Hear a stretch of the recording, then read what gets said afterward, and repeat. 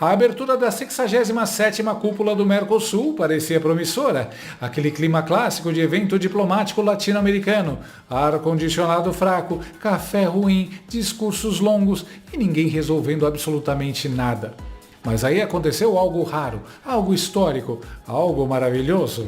Luiz Ignacio Lula da Silva e Javier Milei subiram ao palco, um atrás do outro, e foi tipo assistir a um debate entre um VHS do Foro de São Paulo e um vídeo em 4K com legenda em inglês direto da Casa Branca.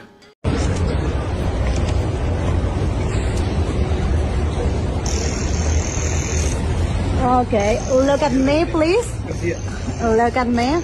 Não, sem perguntar aqui. Muito obrigado. O tema? A Venezuela. Sempre ela. Aquele país que a esquerda trata como se fosse um parente problemático. Ninguém quer falar, ninguém quer assumir, mas todo mundo finge que tá tudo bem no Natal. Como se diz em inglês? Please. Lula, anfitrião do encontro em Foz do Iguaçu, abriu os trabalhos no modo tio do pavê geopolítico. Olhou para a presença militar dos Estados Unidos no entorno da Venezuela e soltou aquele clássico discurso dramático, quase uma trilha de filme do Spielberg tocando ao fundo. Segundo ele, uma eventual intervenção armada seria uma catástrofe humanitária. Catástrofe humanitária. Essa expressão é tipo senha de Wi-Fi da esquerda latino-americana. Todo mundo usa, ninguém explica. Lula evocou até a Guerra das Malvinas. Sim, porque quando falta argumento, a esquerda sempre puxa um trauma histórico da gaveta. É como se ele dissesse: passaram-se décadas desde as Malvinas, mas agora, olha o imperialismo aí de novo. Faltou só o violino. Mas as verdadeiras ameaças à nossa soberania não são de outra natureza. Elas se apresentam hoje, sob a forma da guerra, das forças antidemocráticas e do crime organizado. Passadas mais de 4 décadas desde a Guerra das Malvinas, o continente sul-americano volta a ser assombrado pela presença militar de uma potência extra-regional. Os limites do direito internacional estão sendo testados. Uma intervenção armada na Venezuela seria uma catástrofe humanitária para o hemisfério e um precedente perigoso para o mundo. A força dos regimes democráticos também vem sendo colocada à prova. A democracia brasileira sobreviveu ao mais duro atentado sofrido desde o fim da ditadura. Os culpados pela tentativa de golpe de 8 de janeiro de 23 foram investigados, julgados e condenados conforme o devido processo legal. Pela primeira vez na sua história, o Brasil acertou as contas com o passado. Ele alertou que os limites do direito internacional estariam sendo testados. Engraçado, porque os limites do direito humano na Venezuela já foram atropelados, espancados e enterrados há muito tempo. E isso nunca incomodou muito o pessoal do tapete vermelho. Stalinácio repetiu: intervenção armada seria um desastre humanitário. Disse de novo, repetiu, reforçou. Quando o político repete muito uma frase, geralmente é porque está tentando convencer a si mesmo. Segundo ele, a escalada militar promovida pelos Estados Unidos, sob a justificativa de combater o tráfico de drogas, seria perigosa. E aí vem a parte maravilhosa. Ele critica o cerco enquanto defende, na prática, um regime que virou literalmente um narco-estado.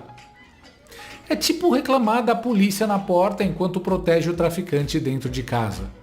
Mas aí, meus amiguinhos, entrou em cena o homem, o mito da motosserra, o terror dos tradutores simultâneos, Javier Milei. Em reunião a portas fechadas, aquele momento onde diplomata sua frio, Milei basicamente olhou para o discurso padrão do Mercosul e falou: não. Simples assim, nada de relativismo, nada de contextualizar, nada de veja bem. Milei elogiou a pressão dos Estados Unidos sobre a Venezuela. Alinhado ao governo de Donald Trump, sugeriu que o Mercosul parasse de agir como grupo de terapia e de ditador e começasse a tratar o problema como ele é. Venezuela, suspendida del Mercosur por violar el protocolo de Ushuaia, continúa padeciendo una crisis política, humanitaria y social devastadora. La dictadura atroz e inhumana del narcoterrorista Nicolás Maduro extiende una sombra oscura sobre nuestra región. Este peligro y esta vergüenza no pueden seguir existiendo en el continente o nos terminará arrastrando a todos consigo. La Argentina saluda la presión de los Estados Unidos y Donald Trump para liberar al pueblo venezolano. El tiempo de tener un acercamiento tímido en esta materia se ha agotado. Instamos además a todos los demás integrantes del bloque a secundar esta posición y condenar tajantemente a este experimento autoritario. También exigimos una vez más la liberación de todos los presos políticos y no dejaremos de pedir en todos los foros internacionales por la libertad del argentino Nahuel Gallo detenido ilegalmente. Saludamos el reconocimiento internacional al coraje de María Corina Machado, Premio Nobel de la Paz 2025, y reiteramos nuestro llamado a que se respete la voluntad del pueblo venezolano. Enquanto o Gambá do Guarujá tentava proteger seu parceiro ideológico, aquele abraço constrangedor em ditador que já virou figurinha, Milei saiu em defesa da estratégia americana. Disse que o objetivo é libertar o povo venezuelano. Libertar, palavra proibida em certos círculos da esquerda. E aí veio a frase que fez diplomata derrubar o cafezinho.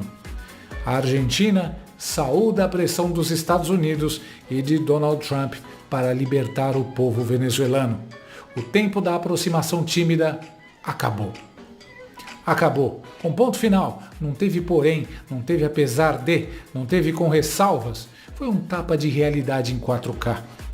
Milei descreveu a Venezuela como ela é, um colapso político, social e humanitário, e resolveu chamar o governo venezuelano pelo nome que Lula jamais teve coragem de usar. Chamou Nicolás Maduro de narcoterrorista. Nicolás Maduro, segundo Milei, comanda uma ditadura atroz, desumana, que lança uma sombra sobre toda a região.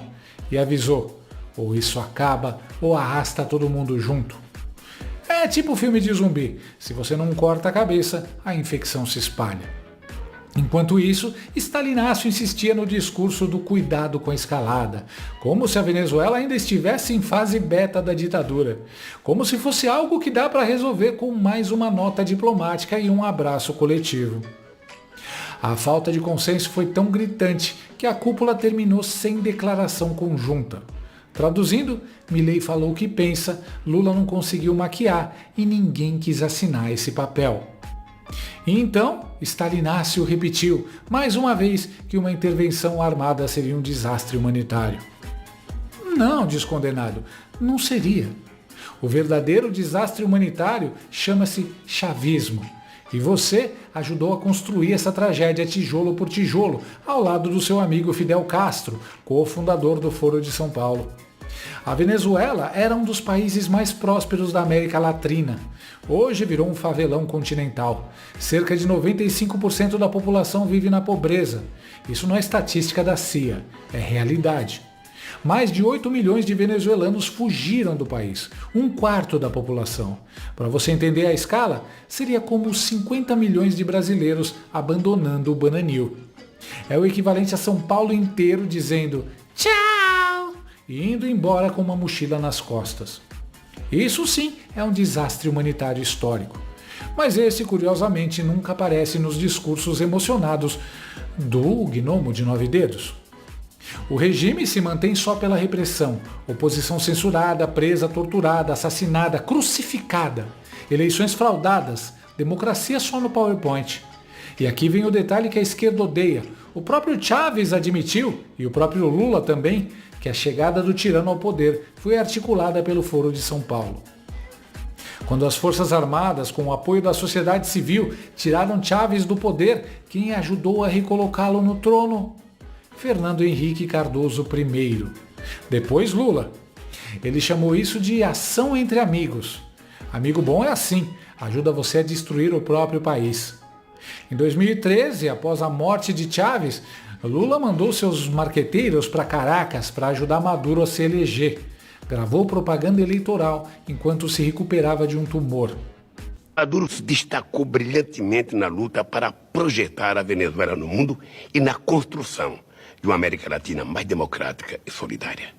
Teve um papel decisivo na formação da Unasul e da CELAC, e sempre foi visível sua profunda afinidade com nosso querido e saudoso amigo Hugo Chávez.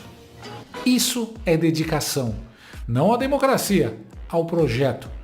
Depois, esses mesmos marqueteiros foram presos e confessaram que dinheiro do esquema revelado pela Lava Jato foi usado para financiar a campanha de Maduro. É quase um spin-off criminoso de campanha internacional. E mesmo depois de anos de ditadura brutal, qual foi o primeiro ato oficial de Lula ao voltar ao Planalto? Receber Maduro com tapete vermelho. Faltou só a banda tocando Imagine. De John Lennon. Imagine us people. Em resumo, Lula tem as mãos manchadas com o sangue do povo venezuelano e, mais uma vez, escolhe o lado errado da história. O sonho molhado da esquerda brasileira sempre foi importar o modelo chavista. Quando Lula fala em desastre, ele está descrevendo o próprio currículo. Nada caiu do céu, tudo foi financiado, legitimado e protegido politicamente. Defender o regime hoje é tentar apagar a própria responsabilidade histórica. E aí, no meio disso tudo, Milei simplesmente destruiu Lula no palco do Mercosul. Justamente no evento em que Lula achou que ia brilhar. Virou figurante no próprio espetáculo. Enquanto o Stalinácio relativiza a tirania por conveniência ideológica, Milei chama o mal pelo nome, sem medo, sem rodeio, sem diplomacia de almanaque. Milei veio, causou, ganhou eleição, arrumou a Argentina, tem apoio do Congresso e costas quentes nos Estados Unidos. Já ligou foda-se pro Mercosul. Sabe que é um clube de republiquetas socialistas reclamando do imperialismo pelo iPhone. Enquanto um passa pano para ditador, o outro defende o povo. Isso se chama liderança moral. O resto é cumplicidade. No fim, o Mercosul virou exatamente a letra de It's My Party. Lula achou que a festa era dele, que o bolo era dele e que o palco era dele. Mas o Milei entrou, roubou o crush, no caso a atenção internacional, e deixou o aniversariante no canto, fazendo biquinho diplomático. Por favor, me ajuda. A diferença é que, na música, a menina pelo menos tinha motivo para chorar. Já o Lula chora porque descobriu ao vivo que a festa até era dele, mas a humilhação também.